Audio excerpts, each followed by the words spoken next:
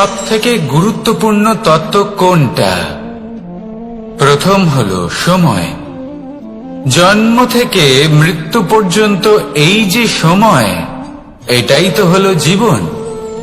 দ্বিতীয় হলো জীবন, যাতে আমরা সময়ের সদ্ব্যবহার করি, শ্রেষ্ঠ থেকে শ্রেষ্ঠতর কাজ করার চেষ্টা করি। বহু বছরের এই পরম্পরা, এই সংস্কৃতিকে এগিয়ে নিয়ে যাওয়ার চেষ্টা করি। এই সংসারে আমরা অংশগ্রহণ করতে চেষ্টা করি। তৃতীয় হলো ধন, সেই ধন যা প্রত্যেক ব্যক্তি অর্জন করতে চেষ্টা করেন। এবার এই তিনটি তত্ত্বের মধ্যে একটা সামঞ্জস্য আছে, সমান ব্যাপার আছে। সে ধনই হোক বা সময় হোক বা হোক জীবন। আর সেই সমান ব্যাপার হলো যে যদি আপনি এটা গণনা করতে থাকেন তাহলে তা কমতে থাকে, যদি আপনি এটা ব্যবহার করেন তাহলে তা বাড়তে থাকে। একে সংগঠিত করে রাখতে চেষ্টা করলে এ হাত থেকে ফসকে যায়, কিন্তু যদি আপনি একে সামলে রাখতে শিখে যান তাহলে এমন কাজ করবেন যাতে সংসারের সাথে সাথে পরবর্তী প্রজন্ম লাভবান হবে। যদি কিছু শিখতে চান তাহলে সামলাতে শিখুন, গণনা করা বা সংগঠিত করা নয়। আসুন আর আমার সাথে ভালোবেসে বলুন, রাধা রাধা। এই জীবনে আমাদের দুজন সঙ্গী, এক হলো অন্ধকার আর এক হলো প্রকাশ। এবার যখন এই অন্ধকারে আমরা প্রদীপ জ্বালাই, সেই প্রকাশের জন্য অন্ধকার আমাদের উপর রুষ্ট হয়ে চলে যায়। এবার যদি অন্ধকারকে খুশি করতে যাও তাহলে প্রকাশ আমাদের উপর রুষ্ট হয়ে চলে যায়। এ হলো ঠিক সেই পরিস্থিতি যে আমাদের দুই বন্ধু, তাদের মধ্যে সদ্ভাব নেই। যদি কোনো একজনের মান ভাঙাতে বা খুশি করতে যাও তাহলে দ্বিতীয়জন অবশ্যই রুষ্ট হয়। সেই অবস্থায় আপনাকে বোঝদারের মতো কাজ করতে হবে, যে কখন কাকে সমর্থন করতে হবে, কখন কার সাথে চলতে হবে। যদি পারেন তাহলে সকলকে একসাথে নিয়ে চলবেন। যদি কোনো মানুষের মধ্যে বনিবনা না হয় তাহলে তাদের মধ্যে সামঞ্জস্য বজায় রেখে সংসারের রীতিনীতির চক্র চালিত করা, এটাই তো হলো মনুষ্য জীবন। এবার এটা কিভাবে করা সম্ভব? শুধুমাত্র প্রেমের দ্বারা। তাহলে এইভাবেই সবাইকে প্রেমের দ্বারা বেঁধে রাখুন আর আমার সাথে ভালোবেসে বলুন, রাধা রাধা। কিছু মানুষ বড়ই বিচিত্র হন, এমন ভাবে জীবনযাপন করেন যেন তাদের কোনোদিন মৃত্যুই হবে না। নিজেদের অহংকারের বশে একটা কথা ভুলে যান, যে যতই তারা নিঃশ্বাস নিচ্ছেন, যতই তারা জীবনযাপন করছেন, ততই তারা মৃত্যুর দিকে এগিয়ে চলেছেন। কারণ আমাদের এই জীবন তার নিঃশ্বাসের উপর নির্ভরশীল। নিঃশ্বাস চলছে মানে জীবন চলছে। নিঃশ্বাস যদি থেমে যায় তাহলে জীবনও থেমে যাবে। আমাদের জীবনের প্রদীপ যে কোনো মুহূর্তে নিভে যেতে পারে, আর কত সময় বাকি রয়েছে সেই বিষয়ে আমাদের কোনো ধারণাই নেই। তাই যে মুহূর্ত আমরা এখন যাপন করছি সেটার সদ্ব্যবহার করে নেওয়া যাক, কোনো শুভ কর্ম করে নেওয়া যাক, এমন কোনো কর্ম যার দ্বারা আমাদের ব্যক্তিত্বতে এমন এক চমক আসে যে আমাদের মৃত্যুর পরেও এই সংসার আমাদের চিরস্মরণীয় করে। কারণ একটা কথা ঠিক, মৃত্যু হলো একটা অটল সত্য, তাকে মেনে নিতেই হবে, স্মরণীয় করে রাখতেই হবে। যে সময় আছে তার সদ্ব্যবহার করুন আর আমার সাথে ভালোবেসে বলুন, রাধা রাধা। এই সংসারের সব থেকে বড় সুখ কি? কেউ বলবেন নিজের লক্ষ্য প্রাপ্ত করা, কেউ বলবেন ধন উপার্জন করা, কেউ বলবেন নিদ্রাই সব থেকে বড় সুখ, কেউ বলবেন রাজ্য লাভ করা, আবার কেউ বলবেন মাতার হাত থেকে খাবার খাওয়া, আদি ইত্যাদি। কিন্তু যদি সত্যি কথা বলি, এই সংসারের সব থেকে বড় সুখ হলো সেবা করা। কখনো কাউকে সেবা করে দেখুন। এই সেবা দ্বারা অন্য কোনো মানুষের আশীর্বাদ লাভ করাতেই সুখ রয়েছে। আপনার সেবা ভাব দ্বারা যখন কোনো মানুষ নিজের অন্তরাত্মা থেকে আপনাকে আশীর্বাদ করে, তার থেকে বড় সুখ আর কিছুই নেই। কারণ প্রত্যেক মানুষের মধ্যে ঈশ্বর বাস করেন। নরের সেবাই হলো নারায়ণের সেবা। নিষ্কাম সেবা করাই হলো সব থেকে বড় সুখ। তাই নিজের অন্তরে সেবার এই ভাব জাগ্রত করুন। যে সুখের কথা আমি বলছি, সেই সুখ অনুভব করেই দেখুন। এই মন সুপ্রসন্ন হয়ে বলবে, রাধা রাধা। মানুষের এই জীবন, মানুষ জন্ম নেয়, একটা নির্দিষ্ট সময়ের পরে এই সংসার ত্যাগ করে চলেও যায়।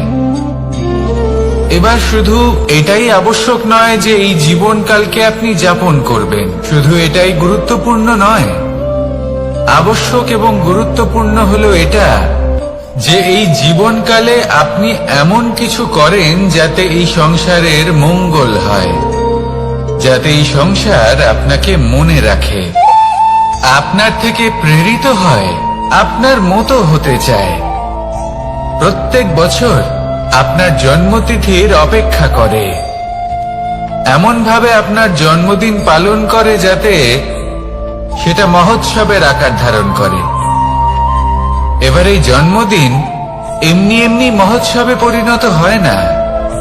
তখন হয় না যখন কোনো ব্যক্তি রাজার রূপে বা কোনো গোয়ালার রূপে জন্মগ্রহণ করে। তখন পরিণত হয় যখন একজন মানুষ জন্মগ্রহণের পরে এই সংসারকে কোনো শিক্ষা দিয়ে যান। কিভাবে একজন মানুষ গোয়ালা থেকে রাজা হতে পারে, কিভাবে একজন মানুষ অসত্য থেকে সত্যের পথে চলতে শুরু করেন, অধর্ম থেকে ধর্মের পথে চালিত হতে পারেন, কিভাবে অন্ধকার থেকে প্রকাশের দিকে যেতে পারেন, কিভাবে নিজের আত্মাকে পরমাত্মার সাথে মিলিত করতে পারেন।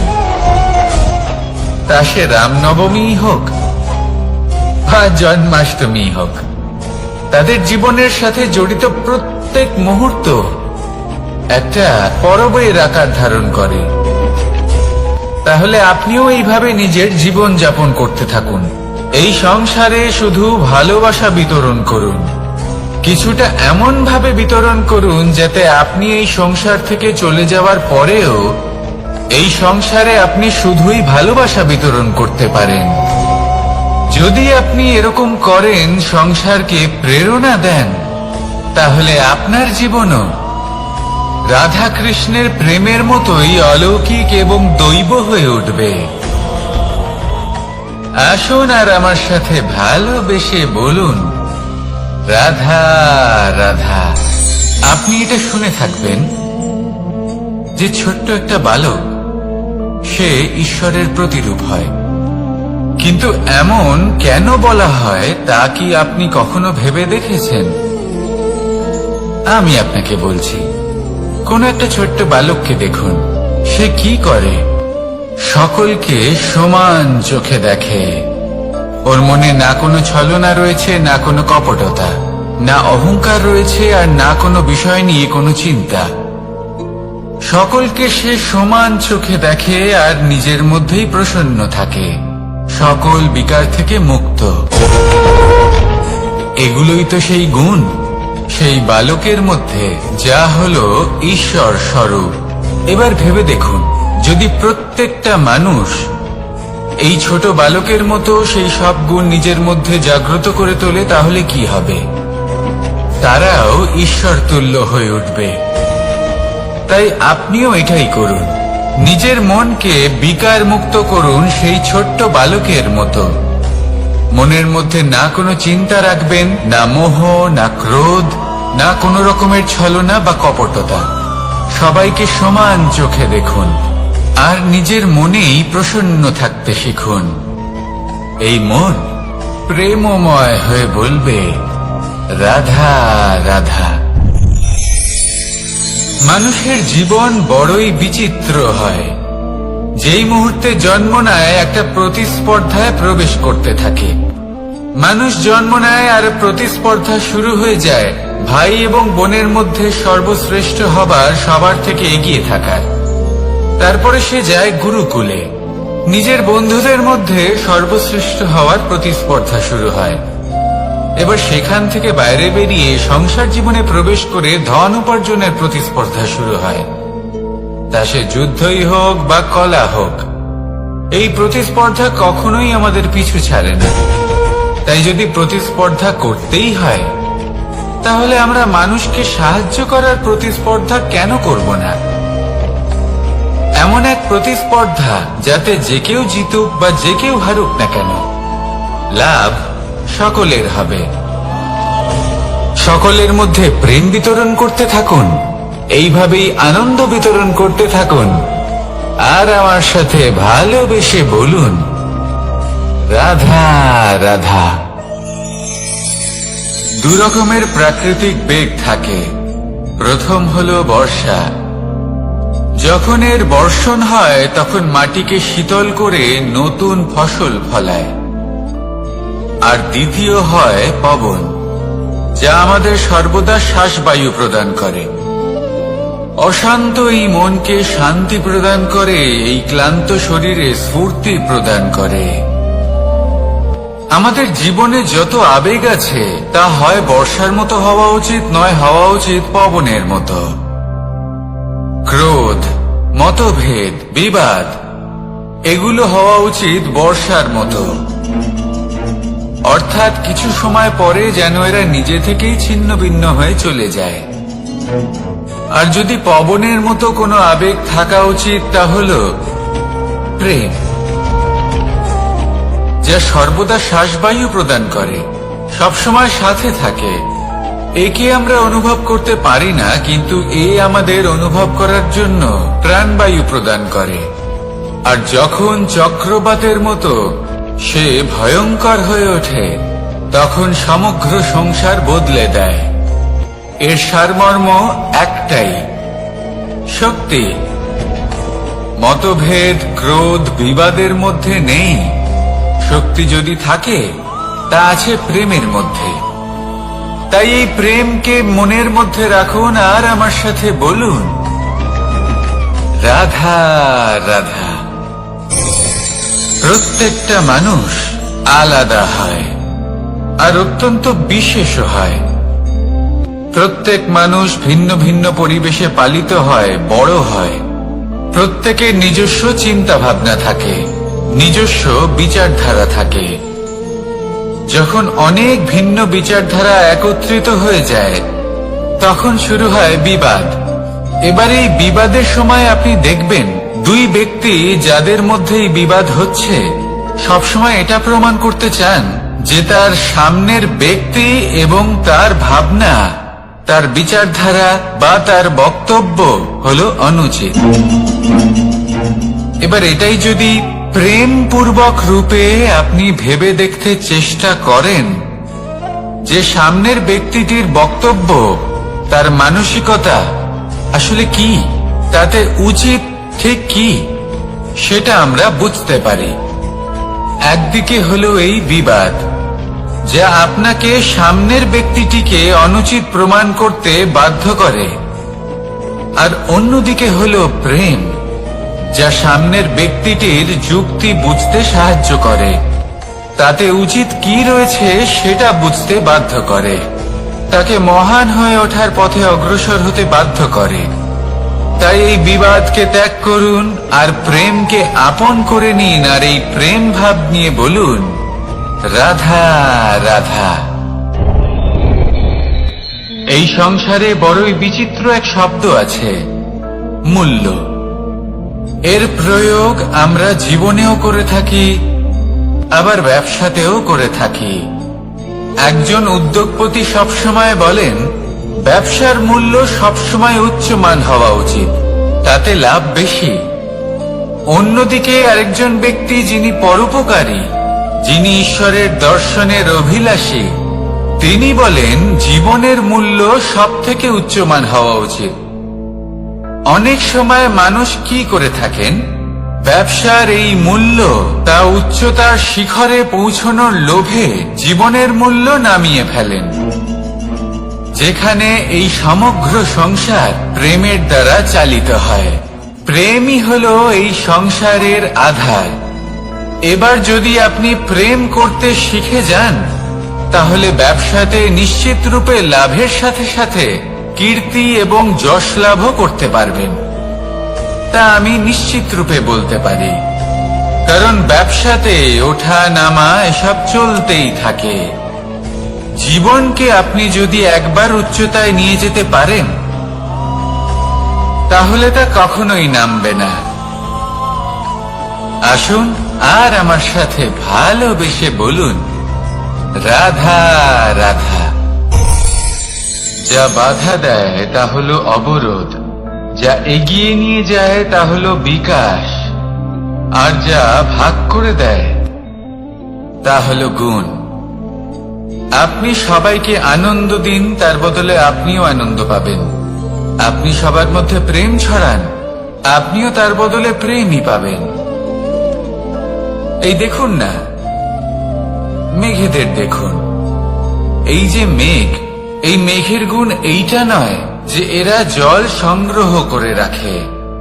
এদের গুণ হলো এটাই যে এই মেঘ সকলের মধ্যে জল ভাগ করে দেয়। ধরিত্রীর এবং জগতের তৃষ্ণা নিবারণ হয়। সূর্য, সূর্যের গুণ এইটা নয় যে সে সব থেকে বেশি তেজস্বী। তার গুণ হলো এটাই যে সে নিজের তেজ সবার মধ্যে ভাগ করে দিতে পারে।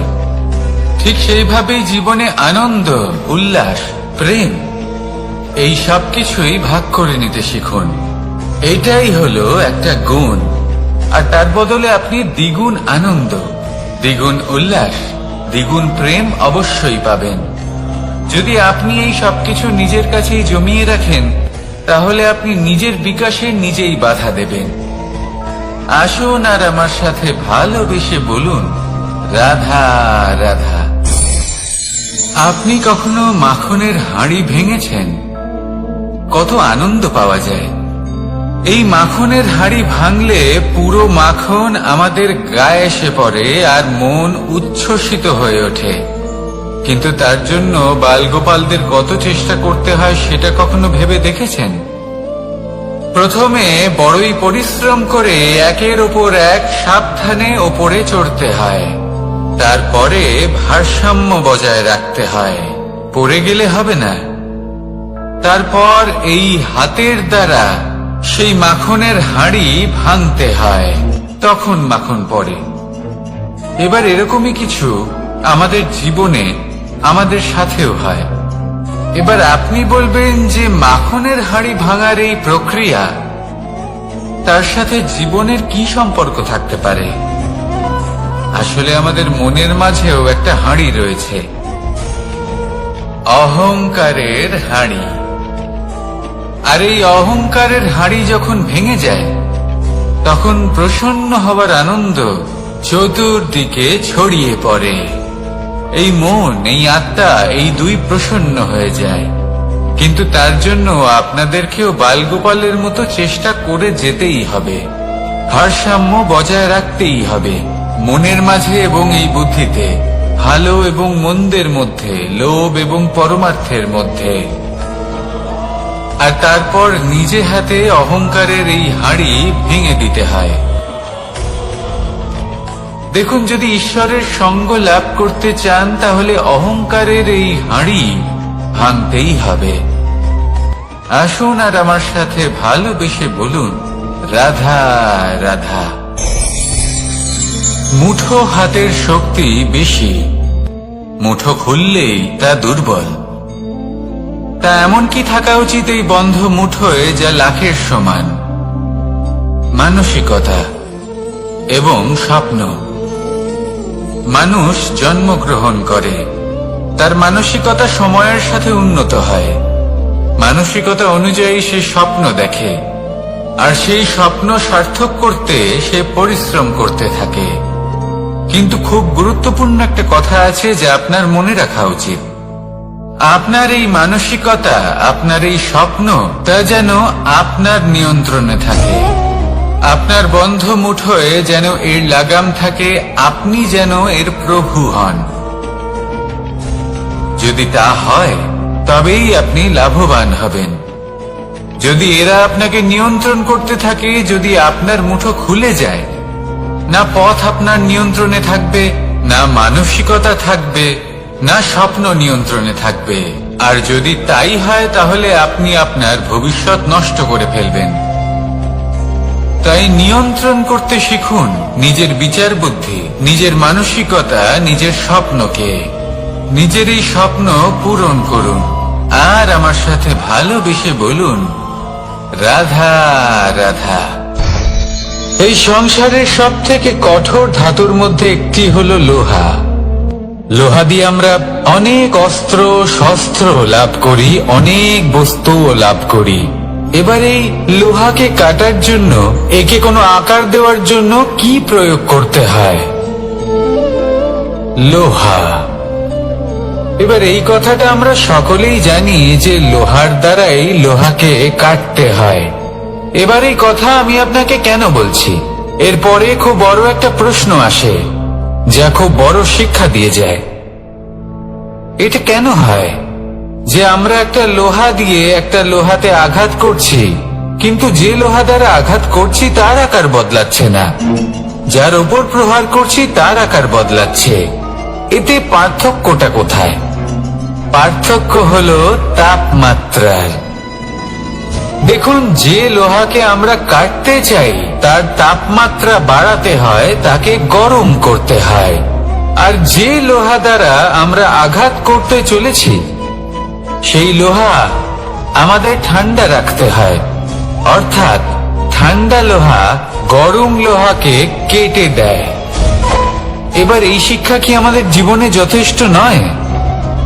আমাদের জীবনে অনেক সমস্যা আসতে পারে, কিন্তু আমাদের এই বিষয়ে বিশেষ খেয়াল রাখতে হবে যে আমাদের মনকে আমরা যেন ঠান্ডা রাখি, এই মস্তিষ্ককে শান্ত রাখতে হবে।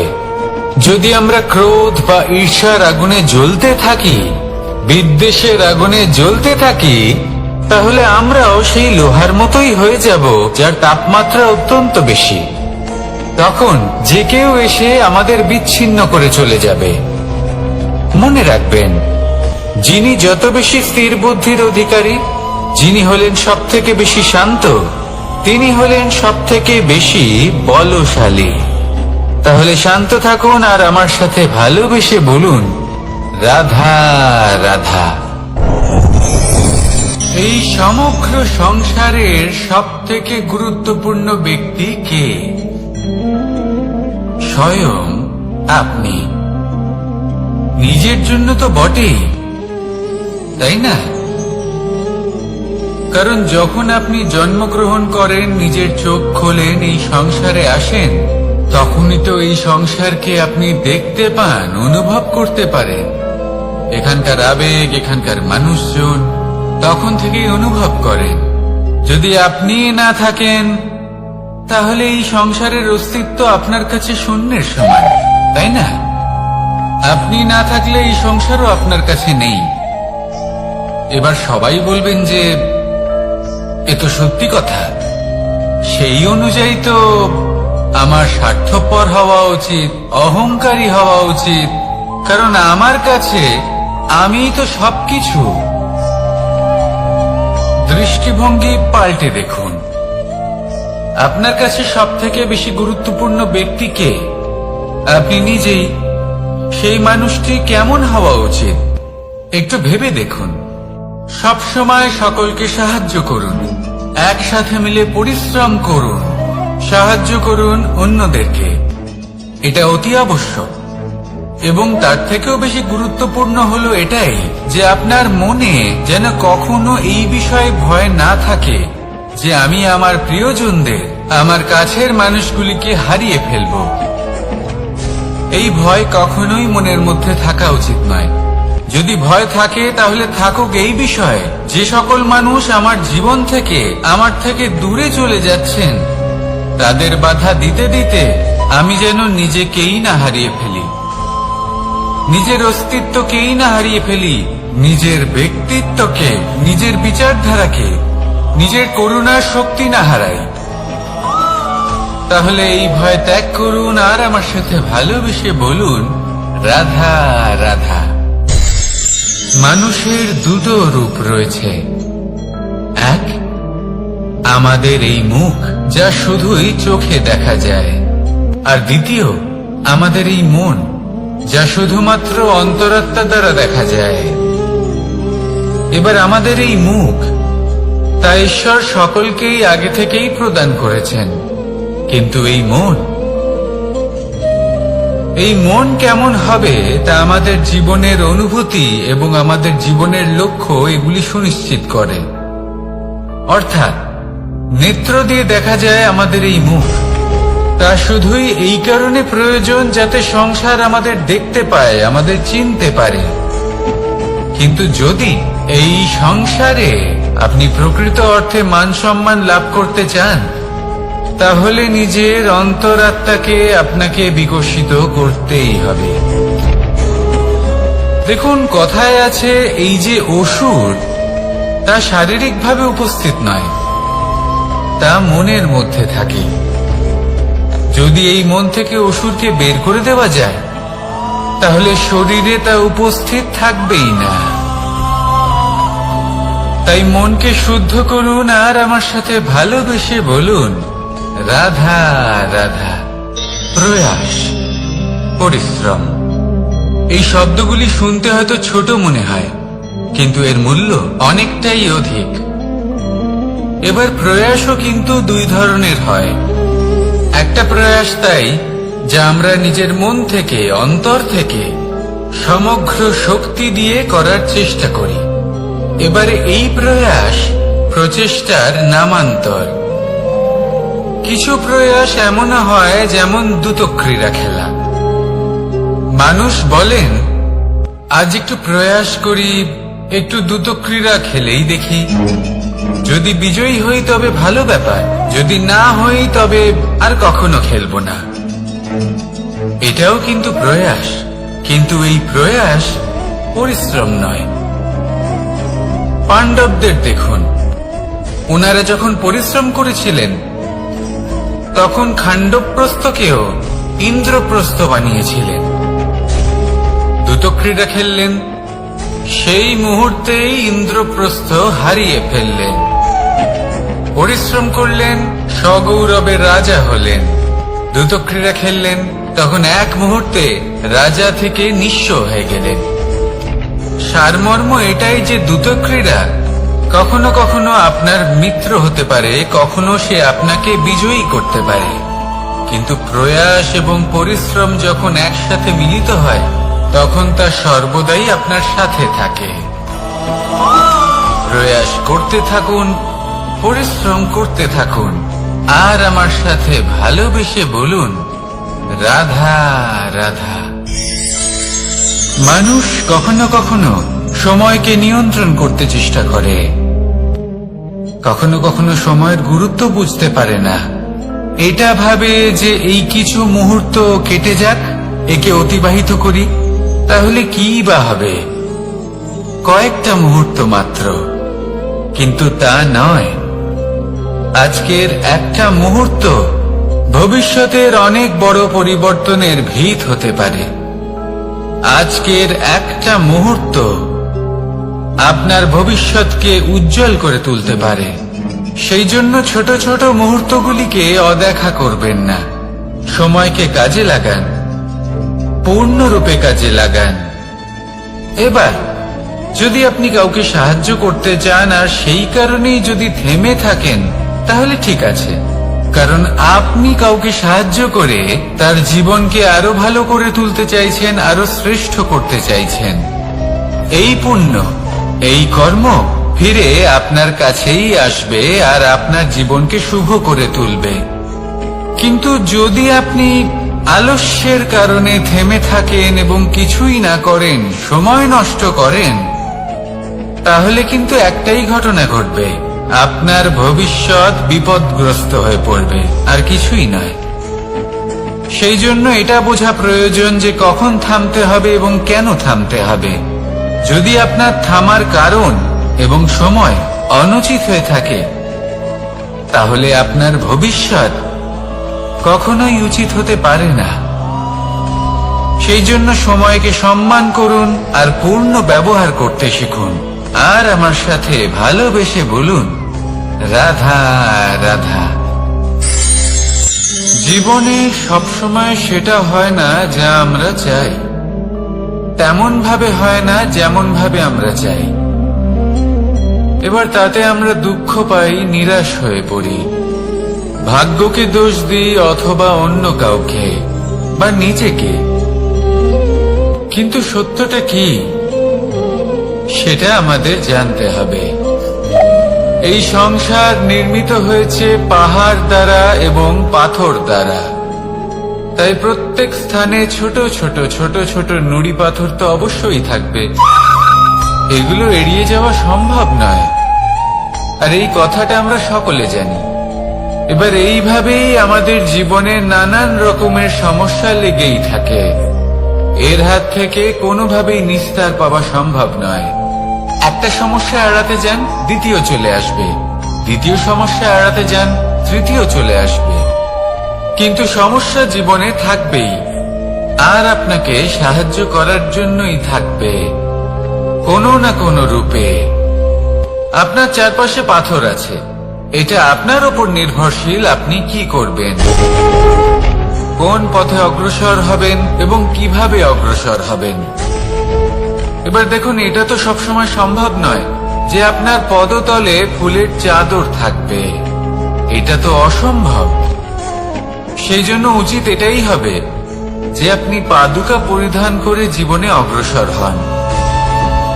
এর সারমর্ম এটাই, যখনই জীবনে সমস্যা আসবে দৃঢ় হয়ে সম্মুখীন হন এবং এটা বোঝার চেষ্টা করুন যে এই সমস্যা জীবনে কেন এলো, কি শিক্ষা দিয়ে গেল। আপনার মধ্যে দোষ অবশ্যই থাকবে,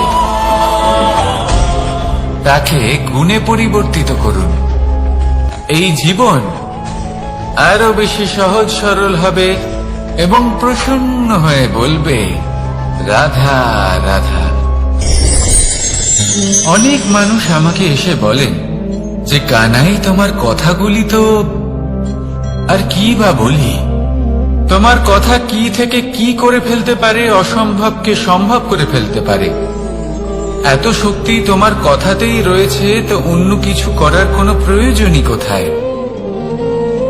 এবার ওনারা এই কথাটা বুঝতে পারেন না যে জ্ঞান শুধুমাত্র শব্দের সমন্বয় মাত্র।